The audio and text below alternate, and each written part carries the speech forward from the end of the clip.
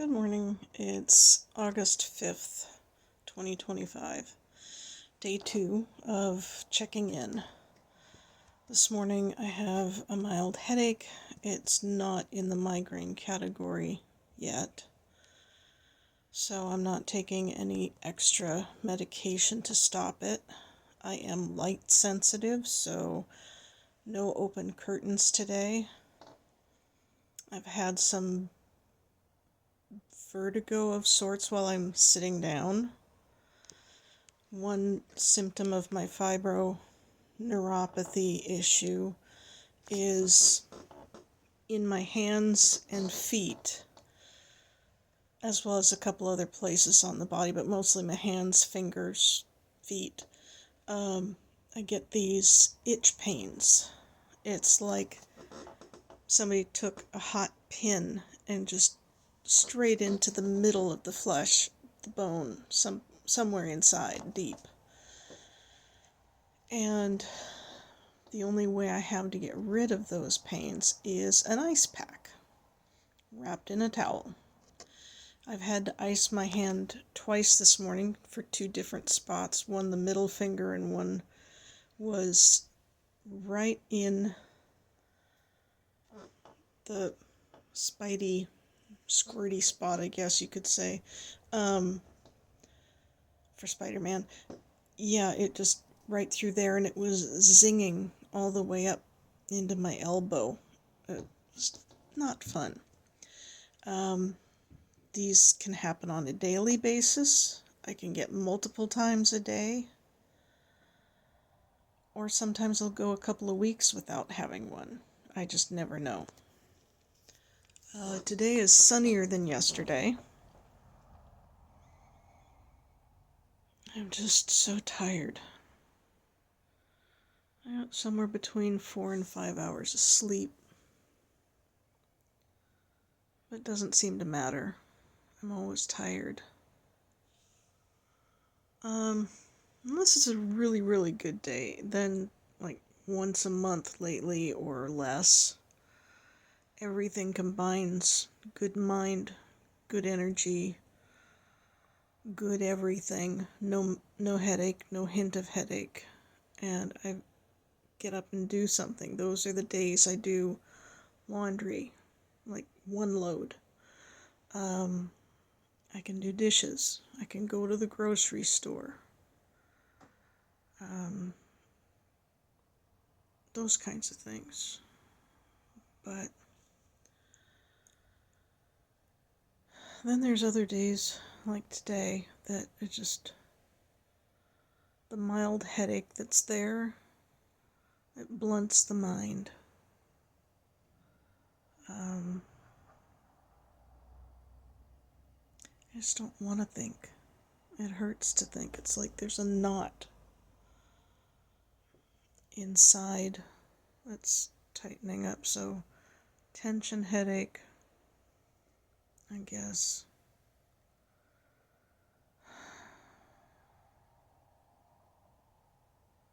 So today's not a fantastic day, but it's day 2.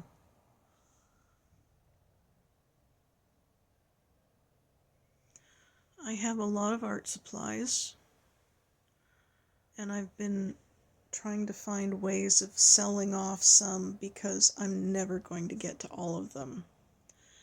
Over the last year and a half to 2 years, maybe even more, I've mailed out boxes of art supplies to various teachers.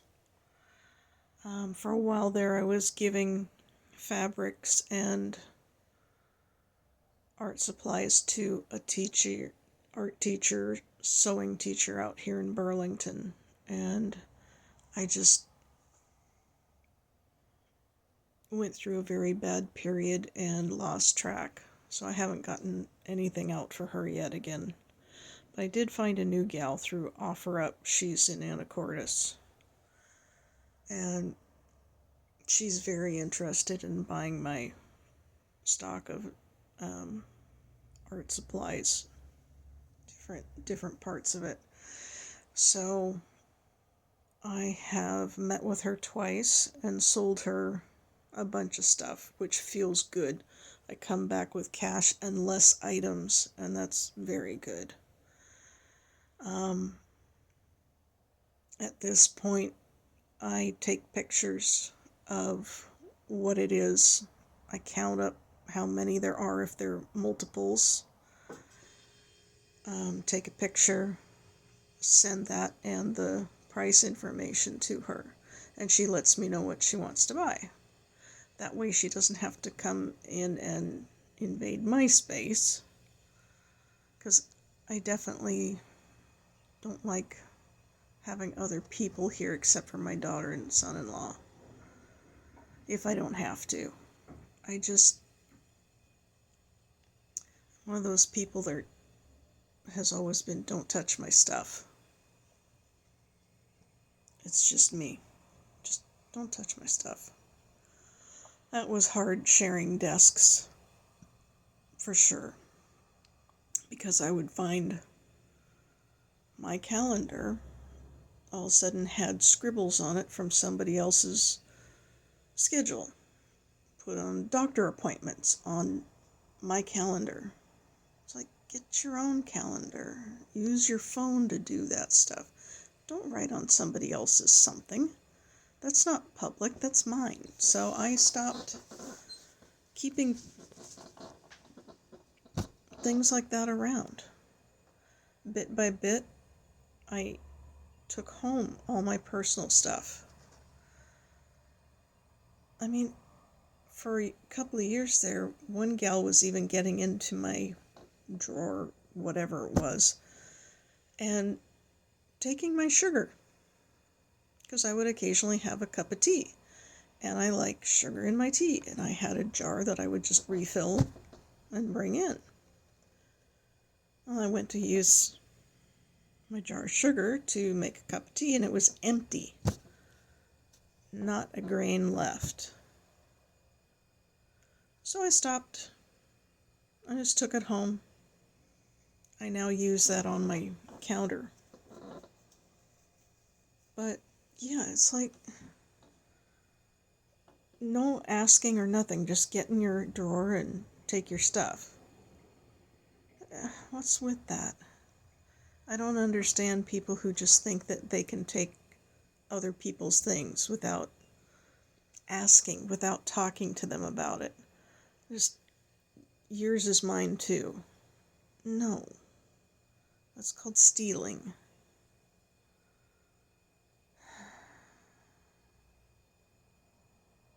So yeah, I'm able to take pictures, send her through text information, and that's how I've gotten 2 decent sales so far, and I know there will be more, but I have to have the energy to go in and pull whatever it is I want to pull for that day.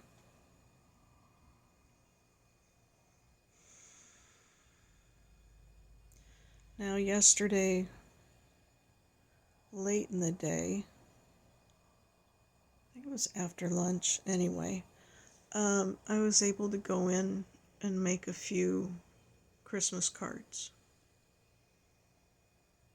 I had a specific set of these purple cards that I had cut the paper and made the cards. It's not that hard. It's just get the right measurements so that they'll fit in envelopes I already have.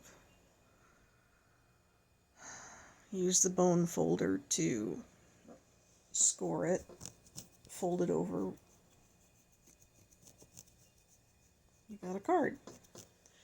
So I had a run of these deep fuchsia burgundy purplish color.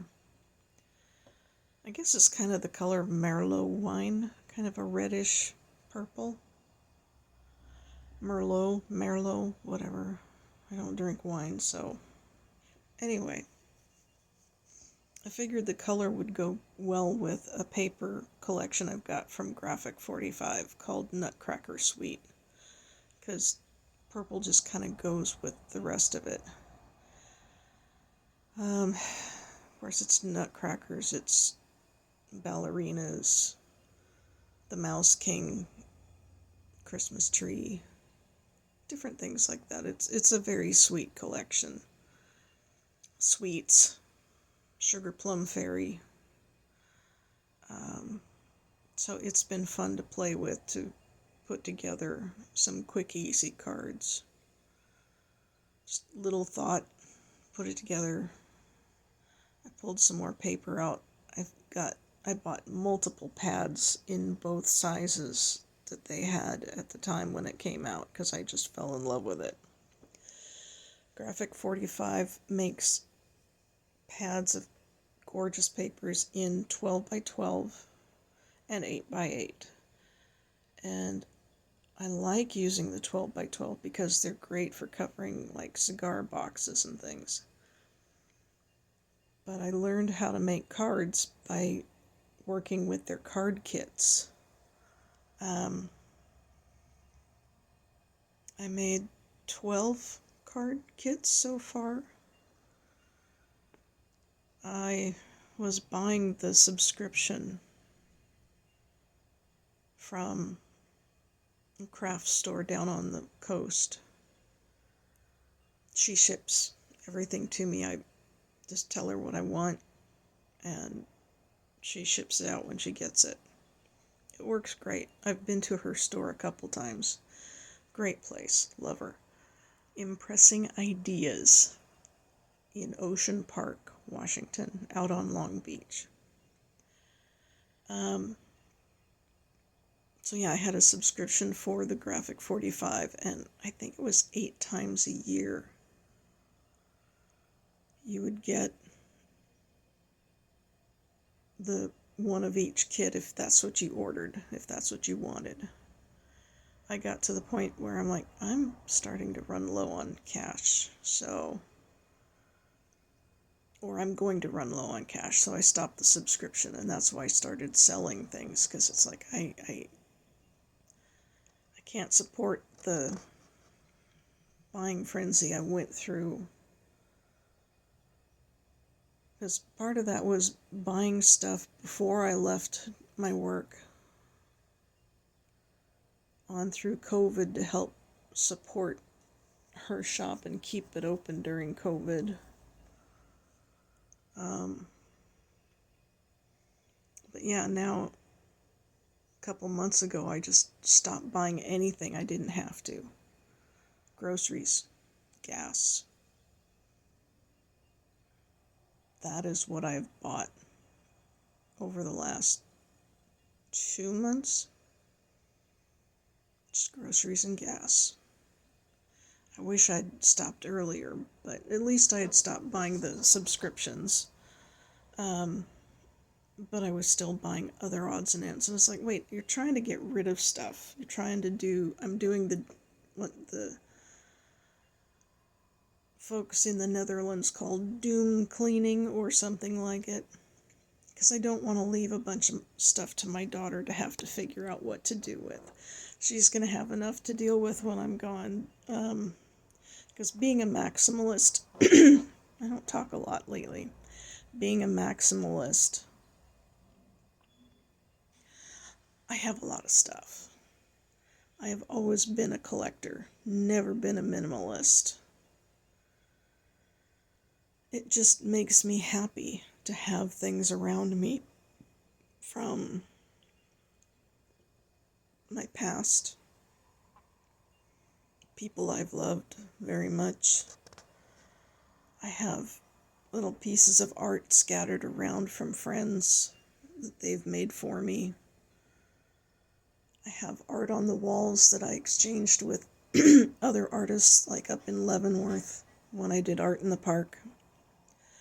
They traded my prints for theirs, and that was a really nice way to get some art. So I've got a lot of that stuff hanging up. I just found a few more pieces that I'd like to frame and put up, but it's like, yeah, framing, that's not happening anytime soon. Because it costs money, and that's something I don't have money for.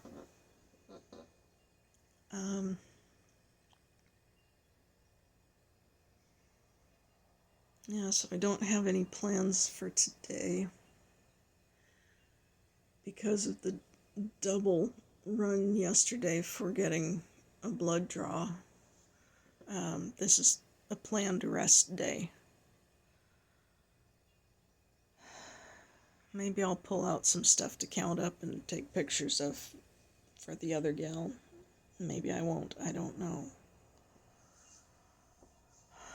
But it's just a day. Oof. I look towards the outside. Light sensitive. It just blooms and rushes over the top of my head like somebody taking an... Okay, you know what a meat tenderizer looks like? The hammerhead with points on both ends, finer points and bigger points. Feels like somebody took one of those that's on a roller and put that over my scalp. But more like pins than those kinds of points. So yeah, light sensitive enough to don't look at the patio. I don't even want to turn the light on in the bathroom. I have a red light in there that's on 24/7, and that's enough light to take care of business.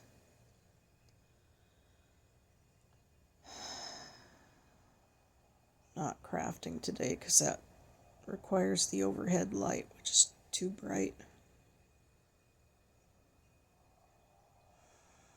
But I have to have bright light to do the artwork so I can see what I'm doing, so I can make sure something is straight when I'm gluing it on, or if the color matches the way I think it does, or if, God forbid, I'm fussy cutting something.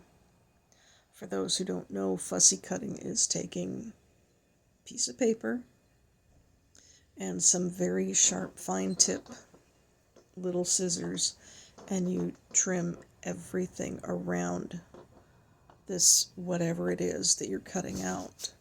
So you see just the object you want to have. Nothing else around it. And you can take those fussy cut pieces and, with say a card, say it's a fairy, and if you cut out an extra 2 fairies, you can stack those 2 on top of each other, on top of the original one on a third piece of paper that you have cut out that's going to be a card front or something. And the way you use foam tape to stack them up, it gives it a cool 3D effect of sorts. And it's just a fun technique to do, but it takes good light and really strong cheater glasses.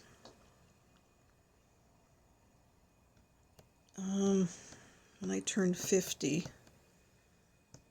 12 years ago, I had cataract surgery on my eyes, both eyes.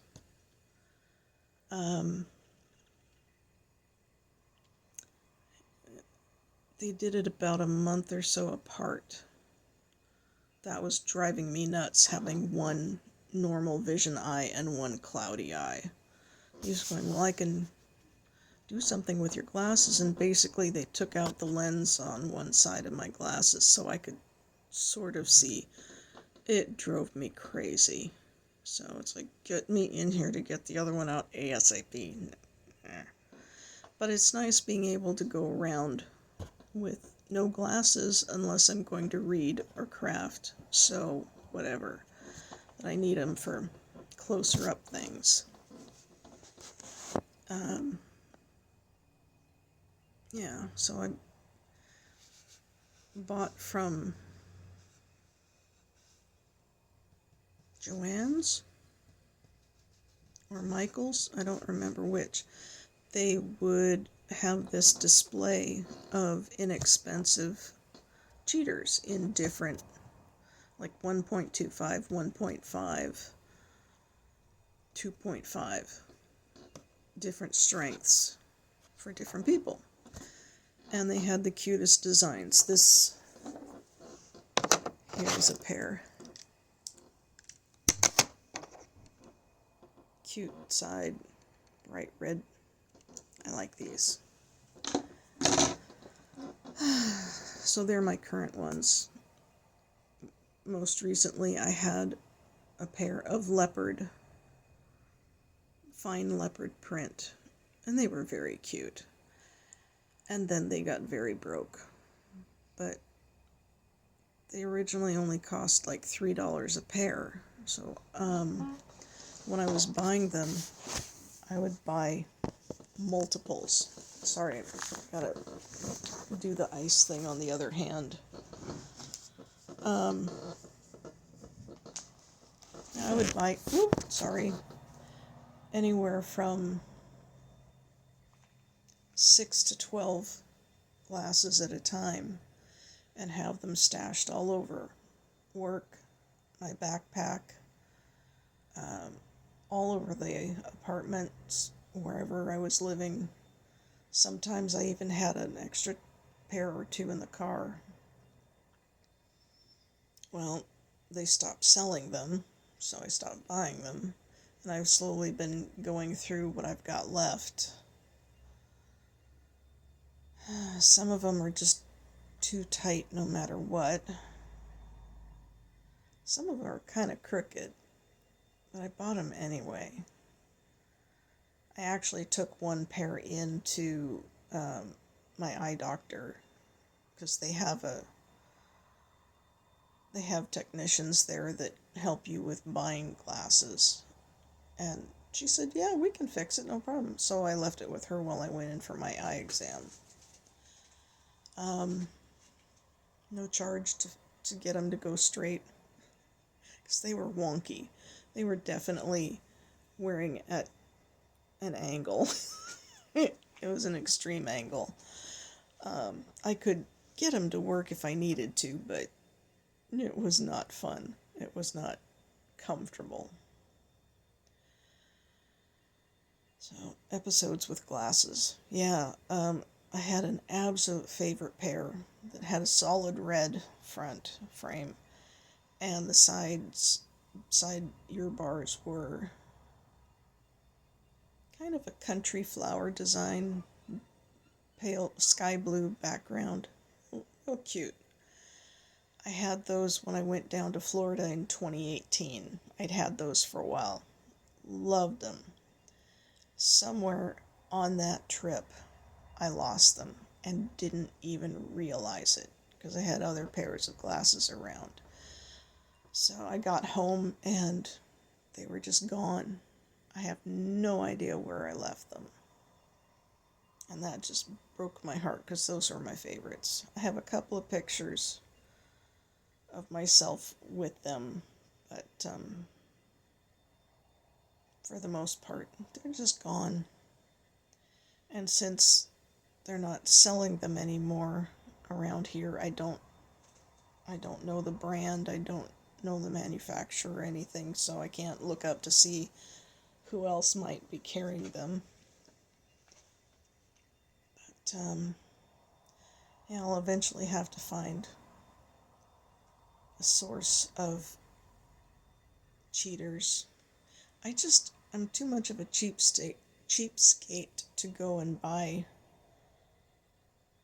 the $20 and $30 pairs of cheaters, because I lose them, I break them, accidents happen, they drop. Especially lately, my hands, I just have become so fumble-fingered, and that's frustrating. So I have to be more careful when I'm picking up, handing off, moving something.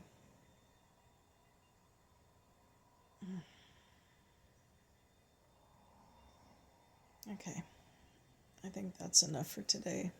I've got to ice my finger and stop talking. Bye.